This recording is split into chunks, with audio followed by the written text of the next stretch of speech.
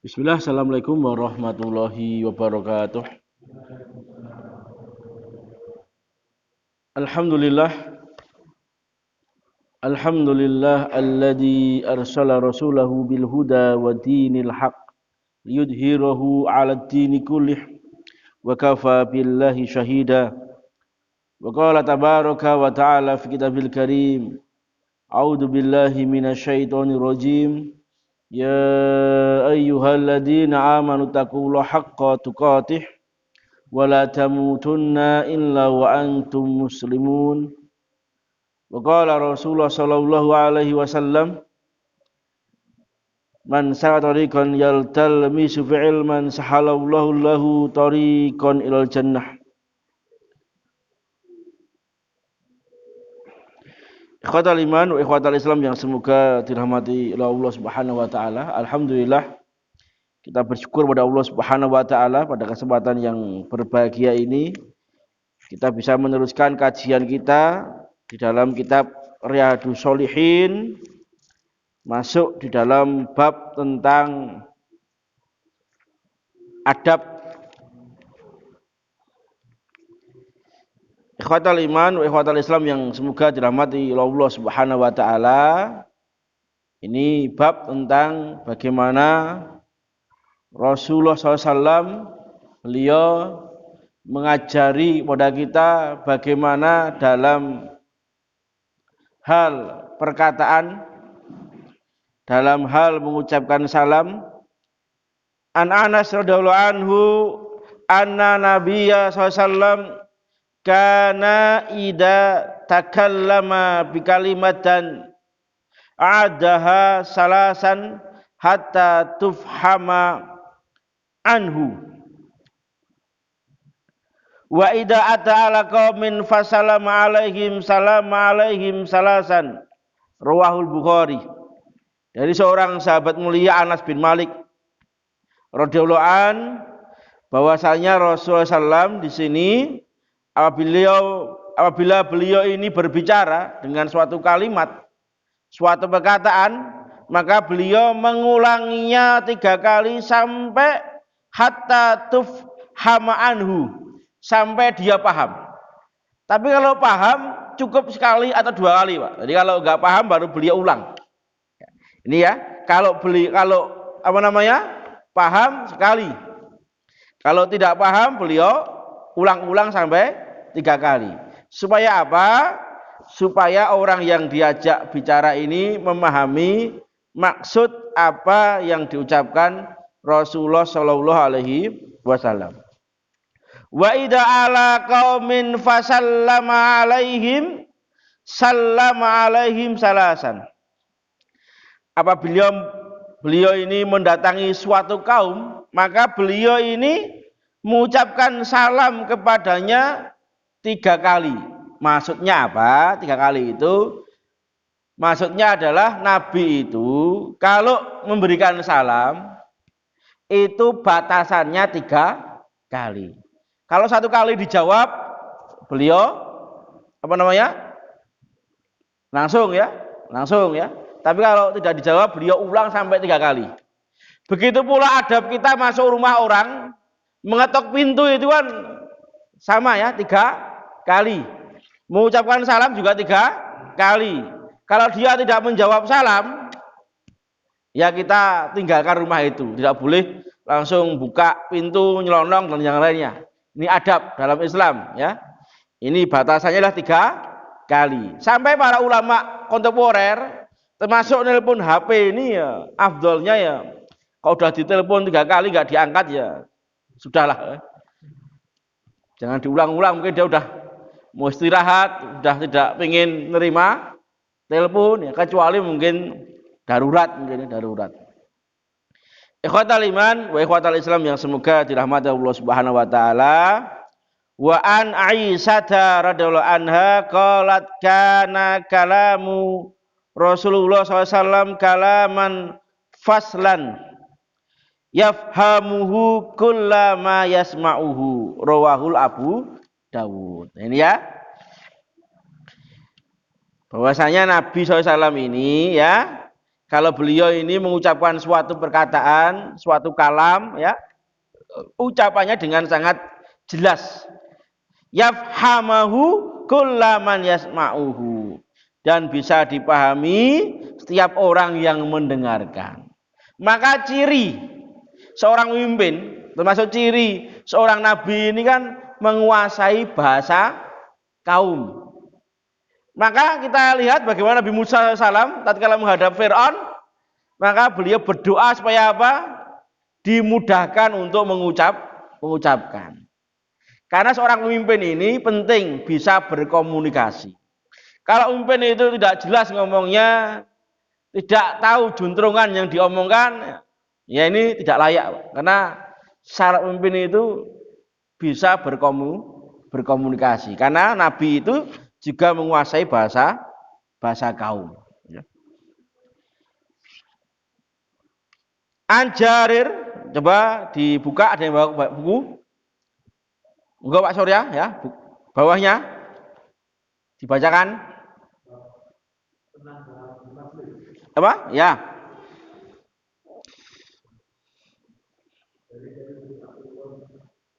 Dia berkata, qala li Rasulullah sallallahu alaihi wasallam fi hajjatil wada istamsidinna summa qala la tarji'u ba'di kufara yadribu ya'kum liqabal ba'd.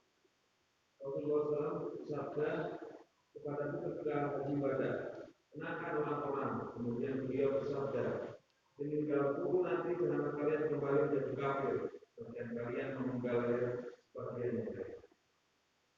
Ya. An Jabir bin Abdullah radhiyallahu an. Jabir ini adalah sahabat yang memiliki ranking ya, 10 besar dalam menghafal Al-Qur'an. Menghafal hadis. Urutan pertama adalah Abdurrahman bin Sakhra, yaitu Abu Hurairah. Jabir ini termasuk sahabat yang banyak meriwayatkan hadis. Jabir bin Abdullah punya bapak namanya Abdullah ibnu Haram. Ya, Abdullah ibnu Haram ini satu-satunya sahabat yang pernah diajak bercengkrama langsung dengan Allah Subhanahu Wa Taala. Ya, diajak ngobrol oleh Allah, yaitu Abdullah ibnu Haram.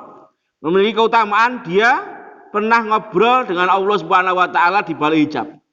Dan ini yang cerita adalah Rasulullah Shallallahu Alaihi Wasallam. Ketika Nabi ditanya oleh Jabir bin Abdullah, ya Rasulullah, bagaimana kondisi bapakku? Karena Jabir syahid di perang Uhud. Maka Rasulullah bercerita bahwa bapaknya ini berbincang dengan Allah Subhanahu Wa Taala. Tatkala ditanya oleh Allah Subhanahu Wa Taala, apa yang kau inginkan ya Jabir, ya Abdullah ibnu Haram? Oh ya wa uktal. Saya ingin dihidupkan kembali, kemudian saya terbunuh kembali. Maka Allah Subhanahu Wa Taala tidak bisa karena sudah menjadi ketetapan Allah Subhanahu Wa Taala. Kemudian Allah Subhanahu Wa Taala menurunkan ayat di dalam surat Ali Imran, wala tahsabanal ladzina qutilu fi sabilillahi amwata bal ahyaun 'inda rabbihim yurzakun. Janganlah engkau mengira orang yang terbunuh di jalan Allah itu mati, karena mereka hidup di sisi Allah Subhanahu Wa Taala dan mereka mendapatkan rezeki. Ini ayat turun berkenaan perkataan Abdullah ibnu Haram. Kemudian Allah Subhanahu Wa Taala menurunkan ayat di dalam surat Ali Imran. Dan sahabat Abdullah ibnu Haram ini meninggal dikubur 1 liang. Jadi boleh Pak, jadi dikubur berapa liang boleh ya. 1 liang dengan sahabat mulia Abdullah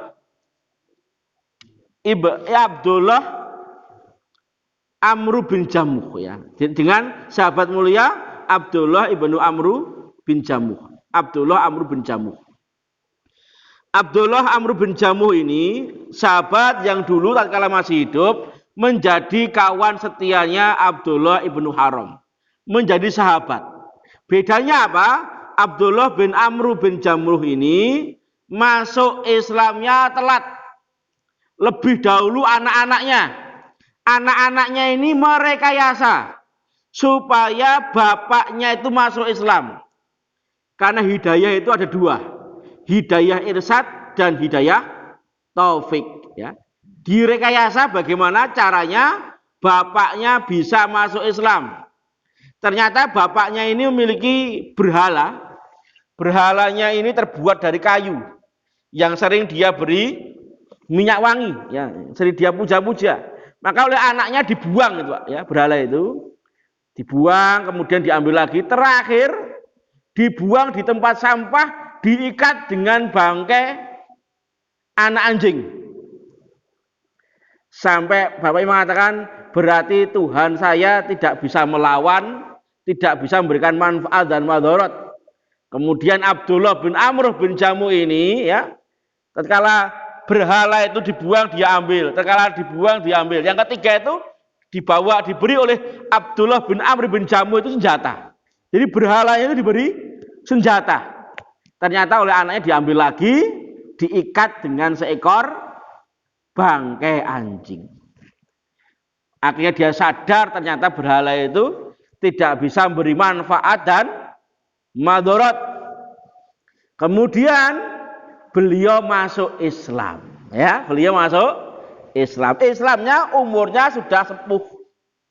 Tatkala perang Uhud terjadi, Abdullah bin Amr bin Jamuh termasuk sahabat yang pengen ikut tapi dilarang oleh anak-anaknya karena usianya sudah sangat tua.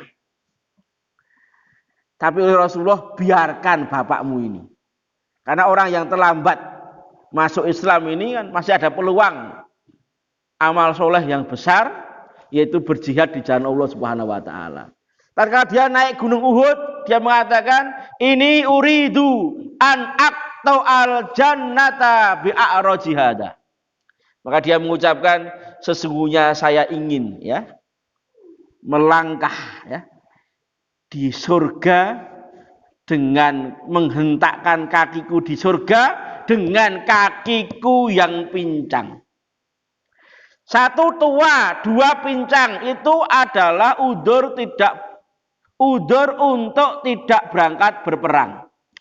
Tapi karena beliau memaksakan diri berberangkat, kemudian beliau gugur, kemudian beliau dimakamkan bersama sahabatnya satu liang bersama sahabat mulia Abdullah ibnu Haram. Karena keduanya tatkala di dunia saling mencintai. Ini sahabat. Dikubur satu liang. Maka pernah suatu ketika tatkala Madinah itu, tatkala Uhud banjir, jenazah dua orang ini kelihatan, Pak. Dan apa namanya? Tidak berubah wajahnya, hanya bertambah jenggotnya. Masya Allah. Karomah sahabat mulia, ya. An Jabir bin Abdullah radhiyallahu anhuma qala sallam fi hajjatil wada.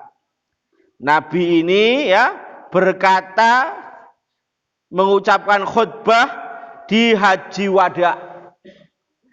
Haji wada itu apa? Haji wada ini haji perpisahan, tepatnya pada tahun 10 kenabian, 10 Hijriah. 10 Hijriah. Sedangkan Nabi wafat tahun 11 Hijriah.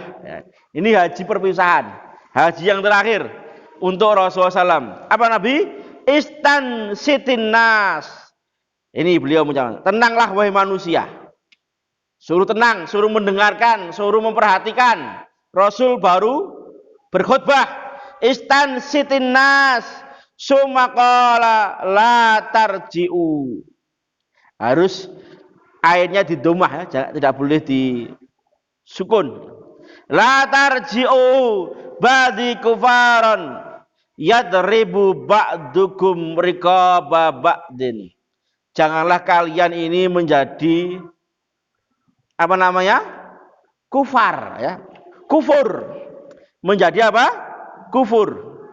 Yadribu ba'dukum riqabin ba'din, dengan kalian memenggal saudara kalian, ya. Ya, saling menumpahkan darah. Karena terbunuhnya seorang muslim ini lebih besar daripada lenyapnya dunia. Lenyapnya dunia dan seisinya itu lebih ringan daripada terbunuhnya seorang muslim tanpa dosa. Maka membunuh seorang muslim ini termasuk dosa besar di dalam kitab Al-Kabair karangan Imam Ad-Dahabi. Nabi mewanti-wanti para sahabat jangan sampai ya setelah beliau tidak ada ini mereka kembali kepada kekufuran dengan saling bunuh membunuh. Muttafaq alaih. Coba dibaca lagi, Pak. Sampingnya baca.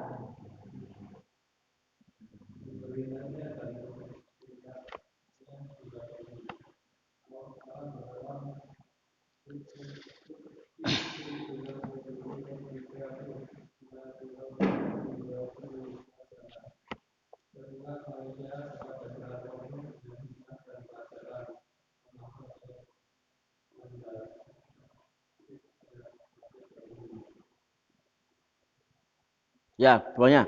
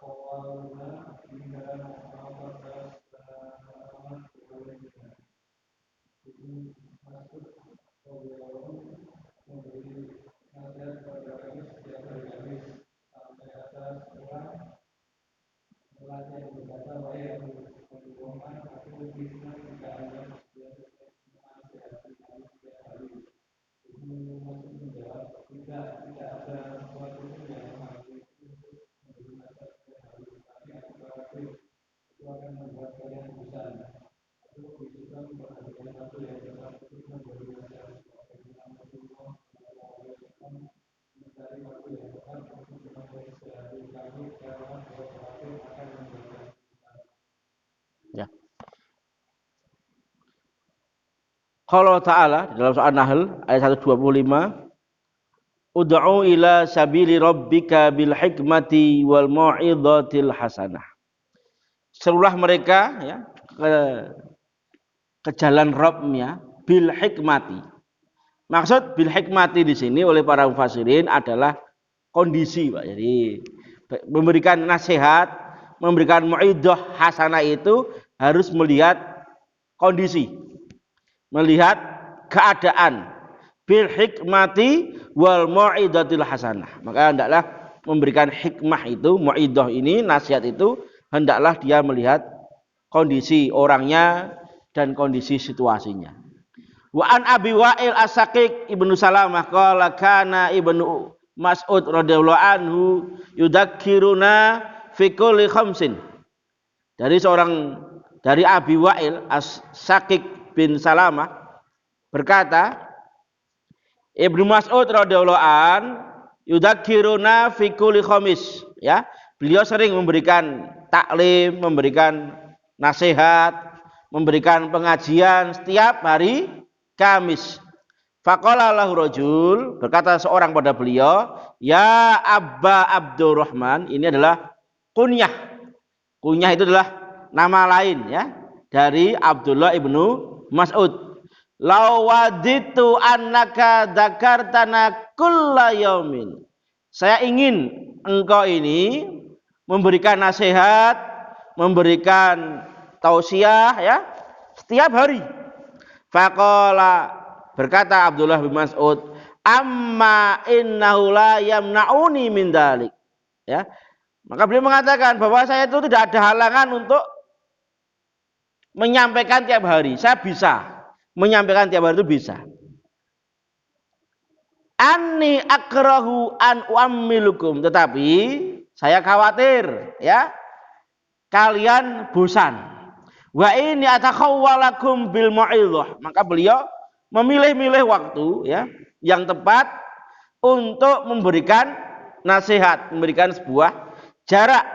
Kama kana Rasulullah yatakhawwalna biha.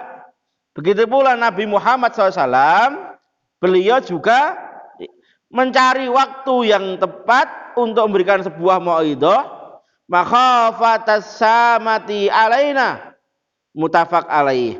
Karena beliau khawatir ya. Khawatir apa? Khawatir para sahabat pada bosan. Nah, ini ya. Jadi memberikan nasihat ini Masya Allah ya. Ala qadri ukulihim, dilihatlah bagaimana orang yang kita ajak diberi waktu senggang ini supaya apa? Mereka tidak jenuh, tidak bosan. Tatkala jenuh dan bosan, dia malah benci kepada kebenaran. Saya bacakan hadis bawahnya. Qala sami'tu Rasulullah yaqul inna tula sholatir rajul wa qisaratil khutbati mi'annatum min faqihi. Sesungguhnya panjangnya sholat seseorang dan pendeknya khutbahnya adalah bukti kepahaman dia terhadap agamanya. Fa'atilu sholata wa aksirul khutbata. Panjangkanlah sholatnya, tidak terlalu panjang ya, juga khawatir membuat manusia lari ya. Tapi kalau khutbah disuruh pendek. Ini untuk semua khutbah, Pak. Baik khutbah Jumat ya, khutbah-khutbah yang lain. Kenapa? Kalau khutbah itu pendek, ini maksud dan tujuannya jelas.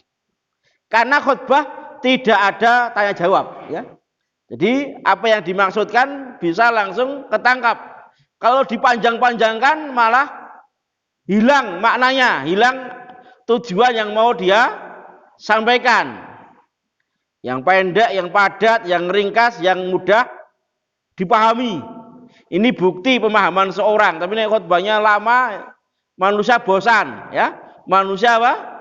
Jenuh. Maka dipendekkan khutbahnya. Yang penting memahami intinya. Ini ya. Coba baca lagi hadisnya, Pak.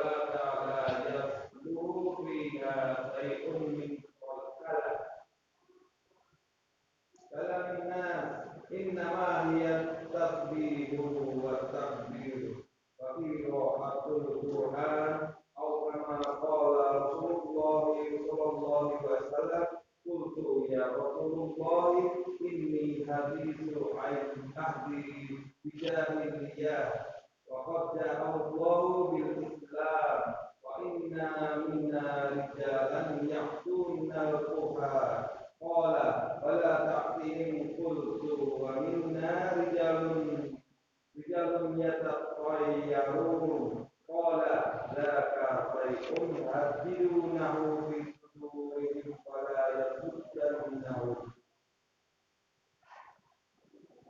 Ketika aku menjalankan bersama Rasulullah SAW, ketika di antara yang hadir ada yang bersih, aku mengucapkan, ya Allah, semoga Allah memberi rahmat kepadamu. Lantas orang melototiku. Aku berkata, ada apa dengan kalian sehingga memandangku seperti itu. Kemudian mereka menepuk-nepuk paha dan tangan. Aku lihat kelakuan mereka. Aku pikir mungkin mereka bermaksud agar aku diam. Aku pun terpaksa diam. Ketika Rasulullah SAW selesai salat, bumi ayat dan tubuh. Belum pernah aku melihat seorang pemimpin yang lebih baik dari beliau. Sebelum maupun sesudahnya, demi Allah, beliau tidak membentakku, tidak pula memukulku, apalagi sampai mematiku. Beliau bersabda, sungguh dalam salat itu tidak dibenarkan padanya ada perkataan manusia itu. Di dalamnya hanya ada bacaan tasbih, takbir, dan ayat-ayat Al-Quran. Atau sebagaimana yang disabdakan oleh Rasulullah SAW, aku bertanya, wahai Rasulullah, aku ini baru saja keluar dari tradisi jahiliyah. Allah telah mendatangkan Islam. Masih ada di antara kami orang-orang yang suka mendatangi dukun. Bagaimana menurutmu? Beliau menjawab, kamu jangan mendatangi mereka. Aku bertanya lagi, di antara kami juga masih ada yang suka bertakhayul. Beliau menjawab, itu hanya dasar perasaan yang mereka rasakan di hati. Jangan sampai takhayul menghalangi mereka untuk melakukan sesuatu.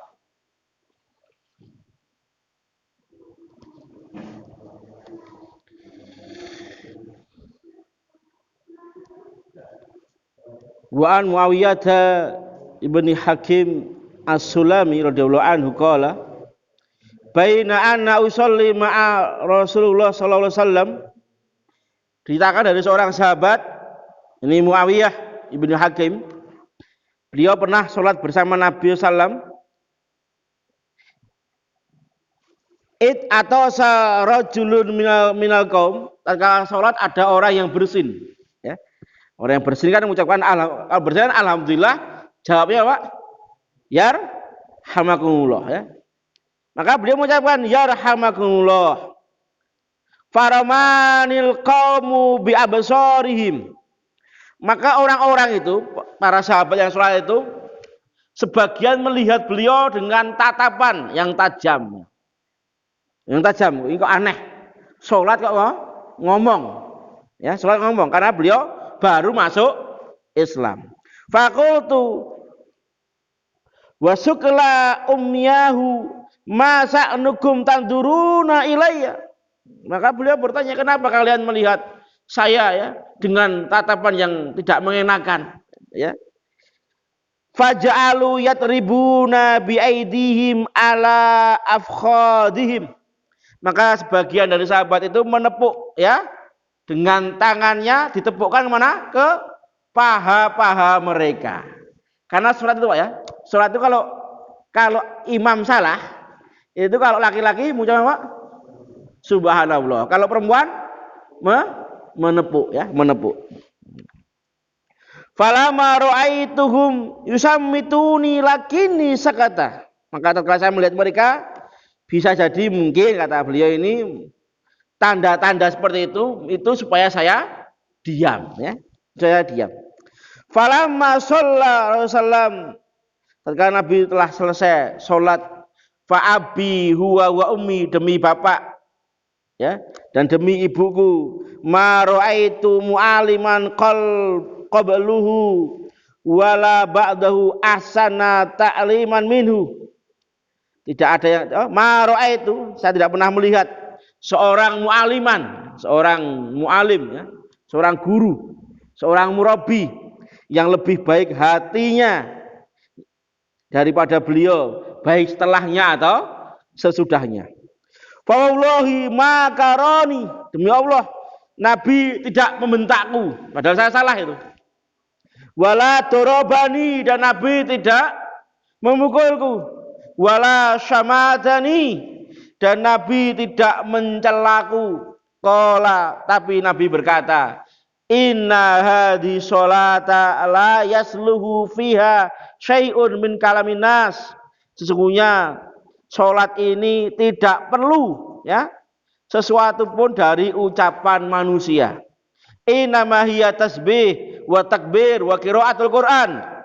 Karena isi dari sholat itulah tasbih, takbir dan bacaan Quran. Kalau orang ngomong dalam sholat, batal sholatnya kecuali tidak sengaja. Jangan sholat di rumah, tahu-tahu ada orang assalamualaikum, jangan jawab waalaikumsalam.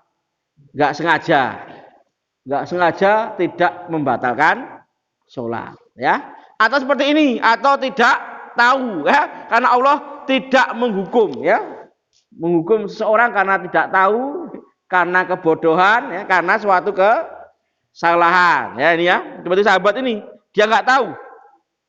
Au kama qala Rasulullah SAW, atau sebagaimana sabda beliau. Qultu ya Rasulullah inni hadisu ahdin bi jahiliyah. Rasulullah, sesungguhnya kondisi saya itu baru keluar dari apa? Kehidupan jahiliyah. Wa qad ja'allahu bil Islam, dan sungguh Allah telah mendatangkan Islam bagi saya. Wa inna mina rijalan yatunal kuhan. Sesungguhnya di antara kami ada seorang yang masih mendatangi kuhan. Kuhan itu jamak dari kahin, dukun, ya. Orang mendatangi dukun ini ada tiga hukum, ada tiga hukum yang berbeda. Yang pertama, kalau cuma mendatangi, Nabi mengatakan man ata kahinan la tuqbal sholatahu arba'ina yauman. Orang yang mendatangi kahin, mendatangi dukun, ya, itu tidak diterima sholatnya berapa? 40 hari. Ya, ingat ya. Yang kedua, man ata kahinan fasaddaqahu bima yaqul faqad kutibat bima unzila ila Muhammadin sallallahu alaihi wasallam. Yang kedua, kalau dia mendatangi dan membenarkan apa yang diucapkan dukun itu, dia melakukan perkara kekufuran. Kekufuran itu bisa mengeluarkan pelakunya dari Islam. Nah, ini parah. Tingkat kedua parah. Nah, tingkat pertama cuma datang. Yang kedua, yo datang, yo bener ki. Ini nggak boleh. Lebih parah karena bisa kufur. Ya. Tingkat yang ketiga yang boleh, seperti Nabi mendatangi Ibnu Soyat. Ibnu Soyat itu dikira para sahabat itu dajjal di zaman Nabi. Namanya Ibnu Soyat, ya. Nabi mendatangi dia dan Nabi mengungkap keborokan dia. Jenengan datang ke dukun, kemudian jenengan debat dengan dukun, membuktikan kebobrokan kedustaannya, itu boleh. Ya, itu boleh, ya. Apa? Mengungkap keburukannya. Tapi jenengan malah jadi pengikutnya berat, ya. Diungkap kerusakannya, diungkap kebobrokannya, ya. Diungkap permainannya. Ini dukun, ya. Maka ini 3 bab tentang mendatangi dukun. Qala fala ta'tihi, maka Nabi mengatakan janganlah mendatangi mereka. Nah, ini ya, jangan mendatangi mereka kecuali dukun bayi, ya. Dukun bayi boleh, ya. Beda. Ya, sudah, ya. Dukun knalpot boleh, Pak, ya. Boleh. Qultu wa mina rijalun yatatayyaruna, dan di antara kami ada juga yang masih berbuat tatayur. Tatayur itu adalah, ya, sesuatu keyakinan tentang sesuatu hal, ya, tentang sesuatu, ya. Keingin sesuatu, yang sesuatu ini dikhawatirkan bisa menyebabkan sesuatu hal. Contohnya orang Arab itu, kalau dia mau berangkat, biasanya dia menerbangkan seekor burung, ya. Kalau burungnya ke arah selatan, berarti dia harus jalan ke arah utara, ya. Harus menyelisihinya, ya. Tatayur dengan burung, bahasa Arab, tuyur ya, burung ya, tatayur. Nah di sini nggak cuma burung, meh mangkat naik keranggan ketemu gangkrangan, lah sudah mangkat, itu namanya tatayur. Matane kedutan meh untuk duit ya, ketiban cecak sial, sial. Nah, ini tatayur ya, tatayur. Wa mina rijalun ya tatayaruna. Dan tatayur ini menyebabkan manusia tidak masuk surga tanpa hisab. Ya. Tidak menyebabkan manusia masuk surga tanpa hisab. Maka hilangkanlah perasaan itu. Ya. Karena Nabi mengatakan, apa kata Nabi? Daka sayun yajidu naufi sudurihim. Itu hanyalah perasaanmu, kata Nabi ya. Hanyalah perasaan yang ada dalam dirimu. Nah, dengan pikir-pikir maka ada jadi kenyataan. Ya. Itu perasaan dihilangkan. Perasaan was-was itu dari setan ya. Fala yasuddanahum. Maka jangan sampai kata Nabi ya, perkara itu menghalangimu ya. Menghalangimu. Membuat kamu selalu was-was, selalu takut dengan sesuatu yang belum terjadi. Dengan tanda-tanda tatayur. Ini Masya Allah ya. Luar biasa. Ikhwatal iman wa ikhwatal Islam yang dirahmati Allah Subhanahu wa taala, sebagai penutup kami, janganlah kita beriman kepada Allah dan Rasul-Nya harus semua dengan bukti.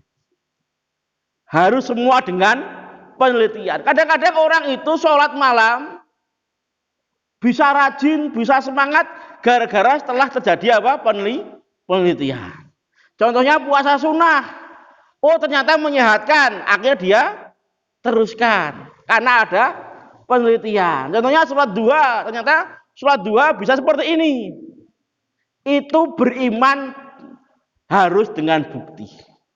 Padahal para sahabat itu Pak, beriman tanpa bukti. Beriman tanpa bukti. Masya Allah luar biasa Pak. Para sahabat itu beriman tanpa bukti. Tidak menunggu penelitian. Contohnya, saya contohkan. Rasulullah SAW itu pernah sholat. Sholat itu, tatkala mau sujud, beliau lepas sandalnya, Pak. Kan sholat dulu lepas sandal, ya. Dilepas sandalnya. Tatkala Nabi selesai sholat, Nabi itu heran, Pak. Di pojok sana, sandalnya para sahabat itu menggunung. Ternyata apa? Sahabat juga melepas satu sandalnya. Apa kata Nabi? Kenapa saya lepas sandal saya? Karena Jibril datang kepada saya, memberitahu saya bahwa sandal saya itu kena najis, ya, kena najis. Kemudian beliau lepas karena sholat tidak sah, batal sholatnya kalau memakai sesuatu yang ada najisnya. Tapi sahabat tidak ada najisnya dilepas. Ini keimanan sahabat. Mereka tidak butuh yang namanya apa? Pembuktian. Ya, tidak butuh namanya penelitian. Walaupun Islam itu ya agama yang menjunjung akal. Tapi kalau masalah beriman kepada Allah dan Rasul-Nya, kalau sudah ada ayat, sudah ada dalil, sudah ada perbuatan Nabi, perbuatan sahabat, ya kita sami'na wa ta'na, baik itu ada penelitian maupun tidak ada penelitian. Nah, ini ya. Janganlah kita beriman hanya karena bukti. Para sahabat itu beriman tanpa bukti. Nah, ini betul-betul keimanan level yang luar biasa, luar biasa. Apa yang dikerjakan Nabi beliau kerjakan. Tanpa menunggu ini sudah diteliti oleh para ahli belum. Tidak, ya, tidak seperti itu. Masya Allah. Nah, ini sebagai penutup, ya, sebagai penutup hadis yang terakhir. Ya, saya bacakan sendiri aja. Wa an Irbad bin Sariyah radhiyallahu anhu qala wa adzana Rasulullah sallallahu mau'izatan wajilat minhal qulub. Nabi sallallahu pernah memberikan sebuah nasihat, ya. Nasihat apa? Yang membuat hati kami itu bergetar. Wa darafat minhal uyun, dan membuat mata kami itu meneteskan air mata. Masya Allah, ini nasihat yang betul-betul menghujam di hati para sahabat. Sahabat betul-betul memperhatikan nasihat itu, dan sahabat sampai bergetar hatinya dan sampai meneteskan air matanya. Maka ya yang dirahmati Allah Subhanahu wa taala, semoga yang sedikit ini bermanfaat dan semoga bisa menambah keimanan kita kepada Allah dan Rasul-Nya, dan semoga menambah kecintaan kita kepada Allah dan Rasul-Nya, dan semoga menambah kerinduan kita kepada kampung akhirat kita, kerinduan kita kepada Nabi Muhammad sallallahu alaihi wasallam, dan kita ingin nanti suatu ketika berjumpa beliau di telaganya, karena beliau adalah manusia yang terbaik di muka bumi ini yang Allah Subhanahu wa taala telah pilih untuk mengawal syariatnya, mengawal risalahnya sampai paripurna. Sampai Nabi dalam penutupnya beliau mengatakan dalam sebuah hadis ya, taraktu fikum ala manaratil bayda la yazidu illa halik. Sesungguhnya saya telah meninggalkan pada engkau ini jalan yang terang benderang ya. Nabi telah meninggalkan pada kita jalan yang terang benderang. Lailuha kanahariha. Sampai Nabi menjelaskan malamnya seperti siang ya, saking terangnya. La yazigu anha ila halik. Hanya orang yang menyimpang dari jalan inilah yang akan binasa. Ini Masya Allah. Jadi Nabi meninggalkan kepada kita suatu jalan yang telah terang, yaitu Quran dan Sunnah. Maka orang yang meninggalkan jalan beliau, jalan perjuangan beliau ini pasti akan binasa. Kita tutup dengan doa majelis. Subhanaka Allahumma bihamdika asyhadu an la ilaha illa anta astaghfiruka wa atubu ilaik. Akhiru da'wana qulakum assalamualaikum warahmatullahi wabarakatuh.